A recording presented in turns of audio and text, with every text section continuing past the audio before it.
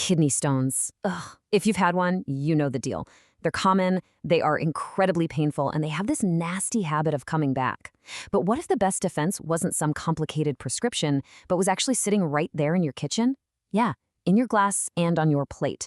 Today, we are breaking down how simple, smart changes to what you eat and drink can make a huge difference in stopping these things before they even start. So here's our game plan. First, we're going to get to know the enemy. Then, we'll dive into the single best prevention strategy there is, period. After that, we'll build a diet to back it up, flag the foods you need to watch, and finally wrap it all up into a complete blueprint for staying stone-free. All right, first things first. Let's really understand our opponent here. What in the world is a kidney stone, and why are they so famous for making a comeback? Okay, imagine you're making iced tea. You pour in a spoonful of sugar, and it dissolves. You add another. It dissolves. But if you keep pouring sugar into that small glass, what happens? Eventually, it just sinks to the bottom as crystals, right? That is almost exactly what's happening in your kidneys. When your urine doesn't have enough water, minerals like calcium and oxalate can't stay dissolved. They start to clump together, forming these tiny, hard crystals that grow into kidney stones. And this is the part that really gets you. A kidney stone is rarely a one-and-done kind of thing. If you've had one, you're looking at a 50-50 chance, a coin toss, of having another one pop up within 5 years. That's why just treating them isn't enough. Prevention is absolutely essential. So how do you beat those odds? How do you win that coin toss every time? Let's get right into the single most powerful weapon you have in your arsenal. The #1 strategy revealed. Before we even start talking about food lists and what to eat and what not to eat, there is one foundational strategy. It's the bedrock of everything. It stands head and shoulders above all the other advice. Any guesses what it is? It's really that simple. Hydration.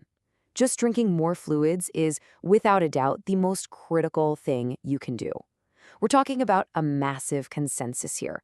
All the research, all the clinical guidelines, they all point to this as your #1 weapon. And the science behind it is crystal clear, no pun intended. It all comes down to avoiding something called supersaturation. Just think of your urine as a solvent. The more water you drink, the more you dilute everything in there. You're basically keeping those stone-forming minerals so far apart from each other that they never get a chance to meet up and cause trouble. Now, here's a really important detail. The goal isn't just about how much water you swallow. It's about your urine output. So the aim is to produce at least 2.5 liters of urine a day. And to do that, most of us actually need to drink closer to 3 liters, or about 100 ounces. And you'll need even more if you're exercising or it's hot outside. This leads to a really smart strategy you could call circadian hydration. Think about it. Most stones actually form overnight when you're not drinking for hours and your urine gets super concentrated. So by timing your hydration, having a glass of water when you wake up, with meals, and especially right before bed, you're actively fighting stone formation when you're at your most vulnerable. It's brilliant. Okay, so hydration is king. We've established that. But what you eat, that's your next powerful line of defense. So let's talk about the good stuff, the proactive, protective foods you should be adding to your plate. The idea here is to add some real stone fighters to your team. You've got citrate, which you find in things like lemons. It's a natural protector that literally stops crystals from clumping together. Potassium from fruits and veggies also plays a key role. But that last one, dietary calcium, that's the one that surprises everyone. It's the misunderstood hero of this story. Get ready for a huge aha moment. It sounds totally backward, right? To prevent calcium stones, you should eat more calcium-rich foods. The answer is a big yes. A low-calcium diet can actually make you more likely to form a stone. Here's why. When you eat calcium-rich foods, that calcium binds with this other compound called oxalate while they're both still in your gut. This prevents the oxalate from ever getting absorbed into your bloodstream and making its way to your kidneys. It's a brilliant bit of teamwork. All right, let's flip the coin and look at the other side. And I want to be super clear here. This is about a strategy of moderation, not elimination. It's about understanding what to limit to keep your kidneys happy. The key word is moderation. So, first up, sodium is basically public enemy #1. A high-salt diet forces your kidneys to dump more calcium into your urine, exactly what you don't want. Big portions of animal protein can do something similar. Now, what about high oxalate foods like spinach or almonds? Here's the crucial part. You generally only need to worry about those if a specific test shows your urine oxalate is high. Otherwise, eating them with a calcium-rich food is perfectly fine. And finally, be careful with high-dose vitamin C supplements because your body can turn the extra into oxalate. Okay, so we have all these different pieces of the puzzle, right?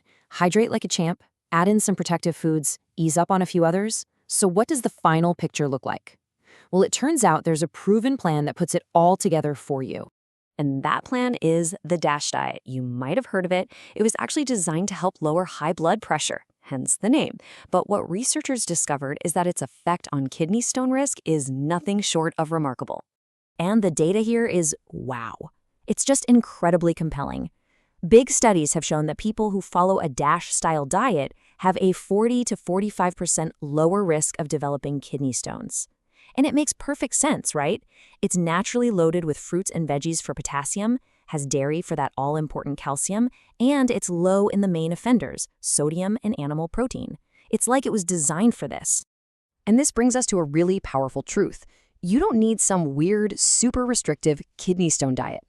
The very same way of eating that's amazing for your heart and your blood pressure is also one of the best things you can do for your kidneys. A healthy choice for one part of your body is a healthy choice for the whole system. It's all connected. Now, I have to stress this next part. While these are fantastic guidelines for just about everyone, our body chemistry is unique. For a truly personalized game plan, the gold standard is a 24-hour urine test.